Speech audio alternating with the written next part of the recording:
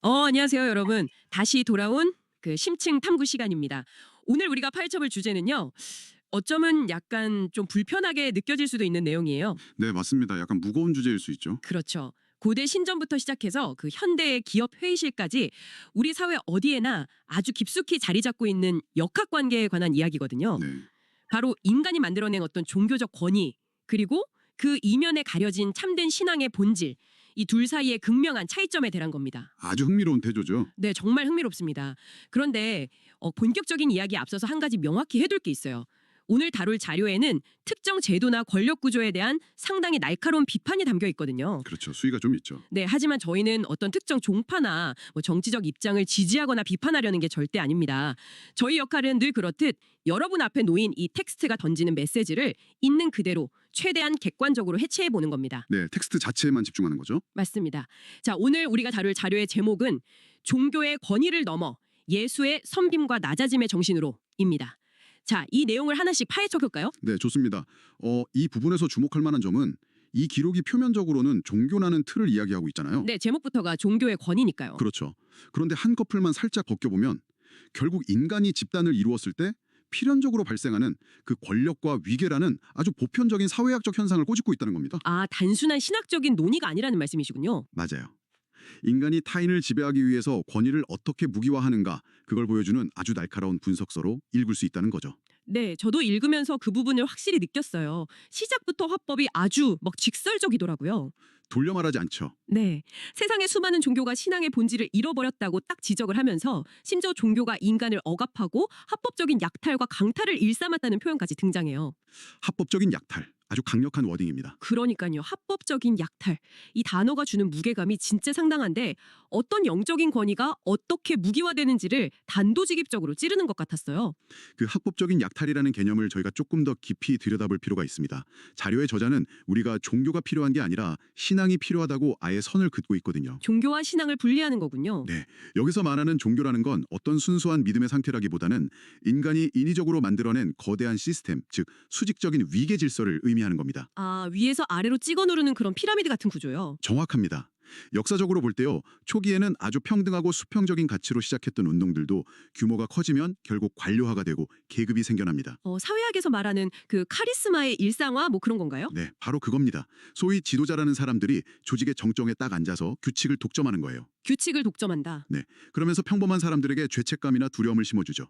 그렇게 해서 경제적이거나 정신적인 이득을 취하는 구조가 고착화된다는 겁니다. 아, 그러니까 과거에 면죄부를 판매했다거나 맹목적인 헌신을 강요했던 역사적 사례들. 그런 것들이 바로 합법적인 약탈의 아주 전형적인 예시라고 볼 수 있겠죠. 와, 그렇게 들으니까 확 와닿네요. 그 수직적인 위계 질서에 대한 비판은 충분히 이해가 갑니다. 그런데 여기서 제가 약간의 반론을 좀 제기해보고 싶은데요. 네, 말씀하시죠. 수천 명, 수만 명의 사람들이 모인 거대한 집단이라면 그게 종교단체든 아니면 일반 기업이든 간에 최소한의 질서를 유지하기 위해서 어느 정도의 계급이나 관리 시스템은 반드시 필요하지 않나요? 그렇죠. 행정적으로 필수적이죠. 네. 그래서 이 자료가 모든 형태의 리더십이나 조직 구조 자체를 다 악으로 규정하고 있는 건지 그게 좀 궁금하더라고요. 아주 훌륭한 지적입니다. 조직이 제대로 기능하기 위해서 행정적인 구조가 필요하다는 사실 자체를 이 텍스트가 부정하는 건 아닐 겁니다. 그럼 무엇을 문제 삼는 건가요? 이 자료가 정조준하고 있는 건 기능적인 질서가 아니라 존재론적인 계급입니다. 존재론적인 계급이요? 좀 더 쉽게 설명해 주실 수 있을까요? 그러니까 리더십이라는 이름표를 달고 그걸 자신의 어떤 특별한 특권으로 여기는 태도죠. 타인을 지배하고 그 위에 군림하는 수단으로 변질시키는 태도를 비판하는 겁니다. 아, 그러니까 뼈대 자체가 문제가 아니라? 네, 그 구조의 꼭대기에 앉아서 신의 이름이나 거룩함이라는 타이틀을 방패로 삼는 거죠. 그렇게 인간을 통제하고 착취하려는 그 권력욕을 고발하는 겁니다. 기능과 특권의 차이군요. 아, 그렇게 분리해서 들으니까 확실히 이해가 됩니다. 사실 생각해보면 이런 현상은 굳이 종교가 아니더라도 당장 여러분의 직장이나 일상생활에서 흔히 볼 수 있거든요. 일상 곳곳에 만연해 있죠. 네. 어떤 회사나 조직에 딱 들어갔는데 리더라는 사람이 자기 직함, 그 이름표를 무기 삼아서 군림하고 부하 직원들이 한 공은 자기가 가로채고. 맹목적인 복종만 강요하고요. 맞아요. 명분만 다를 뿐이지 사람을 억압하는 그 본질적인 패턴은 완전히 똑같은 거네요. 정확합니다. 권력을 가진 자들이 자신들의 지위를 유지하기 위해서 어떻게 그 시스템을 이용하는가, 여기에 대한 보편적인 경고인 셈이죠. 네. 그렇기 때문에 이 자료는 그런 시스템으로서의 껍데기를 철저히 경계하고 순수한 신앙의 본질로 돌아가야 한다고 주장하는 겁니다. 순수한 신앙의 본질이요. 네, 어떤 계급이나 통치와도 무관한 개인과 신 사이, 혹은 인간과 인간 사이의 수평적이고 본질적인 가치 말입니다. 여기서 정말 흥미로워지는 부분은요. 이 자료가 타락한 시스템을 비판만 하고 끝나는 게 아니라는 점이에요. 그쵸, 대안을 제시하죠. 네, 그 시스템과 완벽하게 대척점에 서 있는 하나의 구체적인 모델을 제시합니다. 바로 예수의 정신인데요. 네, 자료에 묘사된 그 행보를 보면 당시 사회적 맥락을 고려했을 때 그야말로 파격 그 자체더라고요. 엄청난 파격이었죠. 이 부분을 더 큰 맥락과 연결해 보면 정말 놀라운 통찰이 나옵니다. 네, 신의 대리자라는 분이 고아, 과부, 헐벗고 굶주린 사람들, 가난하고 병든 자들, 심지어 당시 사회에서 철저히 소외되고 지탄받던 창녀들과 함께했다고 구체적으로 딱 명시되어 있잖아요. 그 파격성을 온전히 이해하려면 고대 사회의 권력 구조를 먼저 상상해 보셔야 합니다. 고대 사회에서 신이나 종교적 권위자는 보통 누구의 편에 섰을까요? 아무래도 권력자나 왕의 편이 아니었을까요? 강자들. 맞습니다. 강자, 승리자, 왕의 편에 서는 게 너무나 당연한 일반적인 상식이었습니다. 종교가 통치자의 권력을 정당화하고 백성들을 지배할 논리를 제공하는 도구로 쓰였으니까요. 아, 권력과 종교의 결탁이네요. 그런데 이 텍스트는 그 권력의 피라미드를 완전히 거꾸로 뒤집어버리는 모습을 보여줍니다. 거꾸로 뒤집는다? 세상의 임금들은 교만하고 자기에 빠져서 남들 위에 서서 대접받으려고 하지만 예수의 정신은 그와 정반대로 가장 밑바닥으로 내려가는 것을 향하고 있다는 점을 강조하는 거죠. 높은 곳에서 통치하는 신이 아니라 가장 낮은 곳에서 소외된 사람들과 시선을 맞추는 신이군요. 네, 당시로서는 정말 상상하기조차 힘든 혁명적인 발상이었던 겁니다. 맞아요. 특히 그 시선을 맞춘다는 개념이 자료 안에서 시각적으로 굉장히 강렬하게 묘사된 부분이 있었어요. 예수가 제자들의 발을 직접 씻겼다는 일화가 언급되잖아요. 세족식 이야기죠. 네, 고대 중동에 그 먼지투성이 길을 샌들만 신고 막 걸어 다녔을 텐데 남의 발을 씻긴다는 건 그 집안에서 가장 천한 노예나 하인들이 하던 일 아닙니까? 철저하게 계급 구조의 가장 밑바닥에 있는 사람들의 노동이었죠. 그런데 스승이자 지도자인 그분이 직접 바닥에 엎드려서 그 더러운 발을 닦아주었다는 거예요. 그 대목이 시사하는 바가 아주 큽니다. 섬김이라는 게 단순히 말로만 좋은 말을 해주는 추상적인 철학이 아니라는 거죠. 행동이라는 거군요. 네, 철저한 육체적 행동이자 자신의 기득권을 완전히 포기하는 극단적인 낮아짐이라는 걸 증명하는 사건입니다. 극단적인 낮아짐. 거기에 더해서 십자가 위에서 자기 목숨을 바쳐 희생했다는 서사까지 이어지잖아요. 네, 최고의 희생이죠. 이 자료는 결국 철저한 자기 비움과 희생이 동반되지 않은 권위는 그 어떤 화려한 명분을 더 씌워도 결국 인간을 억압하는 폭력에 불과하다. 이렇게 논리를 전개하고 있는 겁니다. 와, 폭력에 불과하다. 우리가 일상적으로 기득권을 내려놓는다는 말을 참 쉽게는 하지만요. 현실을 생각해보면 이건 진짜 뼈를 깎는 일 같아요. 실천하기는 정말 어렵죠. 우리 일상을 한번 돌아볼까요? 회사 회의실에서 내 고정석을 누군가 차지하고 앉아만 있어도 기분이 확 언짢아지거든요. 그렇죠. 은근히 자존심 상하죠. 네, 명함에 직급 하나 더 올리려고 기를 쓰고 밤새우는 게 우리 인간의 본성 아닙니까? 그런데 가장 넓고 뷰가 좋은 코너 오피스를 쓰던 CEO가 갑자기 로비로 내려와서 신입사원의 흙 묻은 신발을 직접 닦아준다고 한번 상상해보세요. 아주 현실적이면서도 파격적인 비유네요. 이건 단순히 그 CEO가 친절하다 이런 수준이 아니잖아요.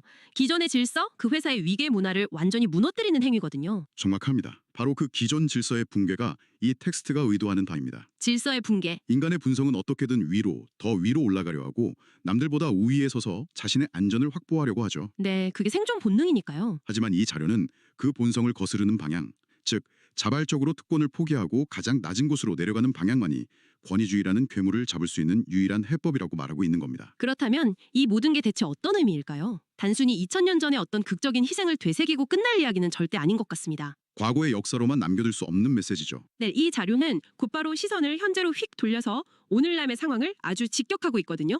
목사 안수를 받거나 교회의 중직자가 되면 그걸 마치 대단한 특권이나 계급을 쟁취한 것처럼 여기는 현대의 풍토를 아주 날카롭게 꼬집어요.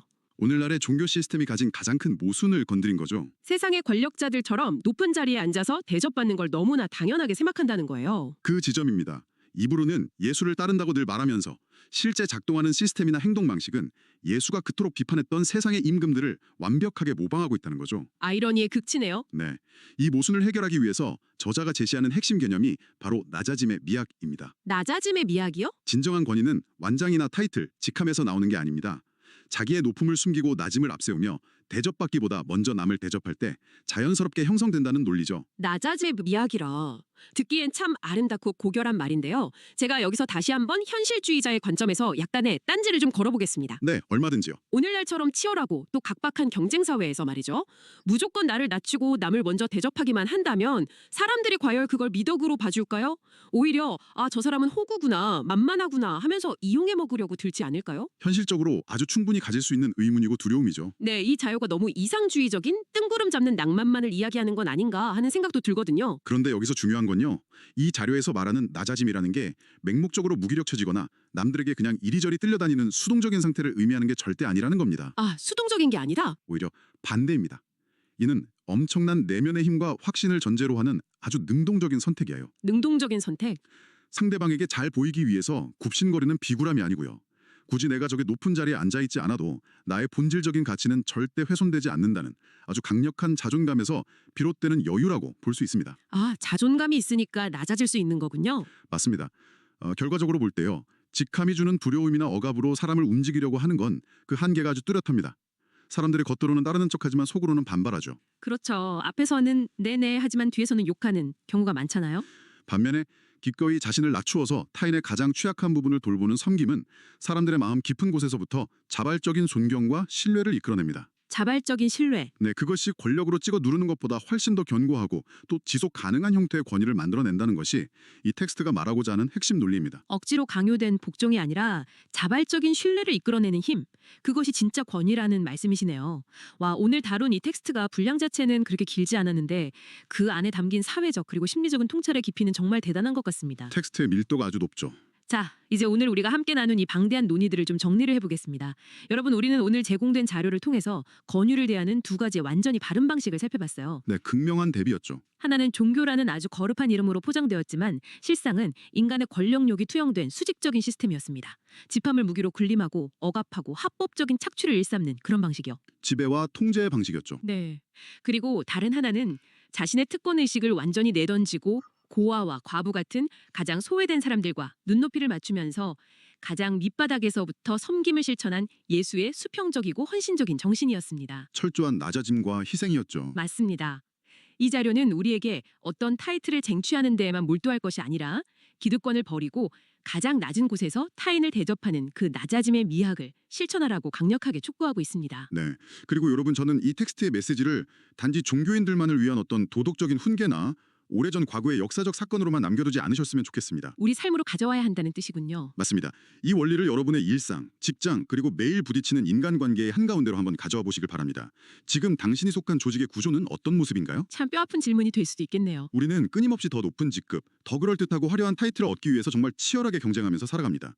남을 밟고 올라서야만 생존할 수 있다고 믿는 이 각박한 현대사회에서 타인을 위해 자발적으로 나를 낮춘다는 건 어쩌면 가장 바보 같고 손해보는 일처럼 보일지도 모릅니다. 사실 그렇게 보이죠. 하지만 역설적이라도요. 모두가 다 지배자가 되려고 혈안이 되어 있을 때 기꺼이 타인을 섬기려고 하는 그 한 사람의 존재는 조직 내에서 가장 강력한 신뢰의 구심점이 됩니다. 오히려 그 섬기는 사람이 중심이 된다. 네, 진정한 리더십의 본질을 완벽하게 꿰뚫는 매우 현실적이고도 강력한 인간관계의 해법인 셈이죠. 세상이 정해놓은 어떤 성공의 공식이나 사다리 타기와는 완전히 반대 방향으로 걷는 길이지만 그렇기 때문에 사람들에게 더 큰 울림을 주는 것 같습니다. 맞습니다. 여러분, 오늘 밤엔 나도 모르게 내가 가진 아주 작은 권력이나 직함으로 내 주변 누군가 위에 군림하려고 하진 않았는지, 혹은 반대로 그런 권위주의적인 시스템 속에서 상처받고 있진 않은지 한 번쯤 조용히 돌아보시면 좋겠네요. 여기서 이 자료의 논리를 바탕으로 우리 스스로에게 던져봐야 할 하나의 커다란 질문이 남습니다. 어떤 질문일까요? 만약 오늘날 우리 삶에서 대표, 부장, 목사 같은 화려한 타이틀이나 계급장이 어느 순간 모두 순식간에 사라진다고 한번 가정해 봅시다. 계급장이 싹 다 떼어지는 거군요. 네, 나를 포장해주던 외부적인 조건들이 전부 벗겨진 그 벌거벗은 상태에서 당신은 오직 타인을 향한 섬김과 낮아짐이라는 순수한 행동 그 자체만으로 누군가의 삶의 진정한 권위와 울림을 만들어낼 수 있을까요? 와, 정말 묵직한 질문이네요. 어쩌면 세상을 움직이는 가장 위대한 리더십은 머리에 쓰는 무겁고 화려한 왕관에서 나오는 것이 아니라 타인의 더러워진 발을 닦아주기 위해 조용히 집어든 그 축축하게 젖은 수건에서부터 시작되는 것일지도 모릅니다. 직함표를 모두 뗀 벌거벗은 상태에서의 권위, 그리고 화려한 왕관이 아니라 젖은 수건에서 시작되는 리더십. 진짜 이 두 가지 이미지가 오랫동안 뇌리를 떠나지 않을 것 같은 아주 묵직한 화두입니다. 스스로 답을 찾아가는 과정이 중요하겠죠. 네, 지금 저희와 함께 이 심층 탐구의 여정에 동행해주신 여러분, 남은 하루 동안 이 도발적이고도 깊이 있는 질문에 대한 당신만의 답을 천천히 곱씹어 보시기 바랍니다. 네. 직함 뒤에 숨지 않은 온전하고 진실한 당신의 모습으로 타인을 어떻게 섬길 수 있을지 말이죠. 자, 오늘 저희가 준비한 여정은 여기까지입니다. 언제나 그렇듯 다음번 심층 탐구에서도 여러분의 지적 호기심을 아주 강렬하게 자극할 새롭고 놀라운 자료들을 가득 안고 다시 돌아오겠습니다. 함께해 주신 여러분, 깊이 생각하는 의미 있는 하루 보내세요. 안녕히 계세요. 안녕히 계세요.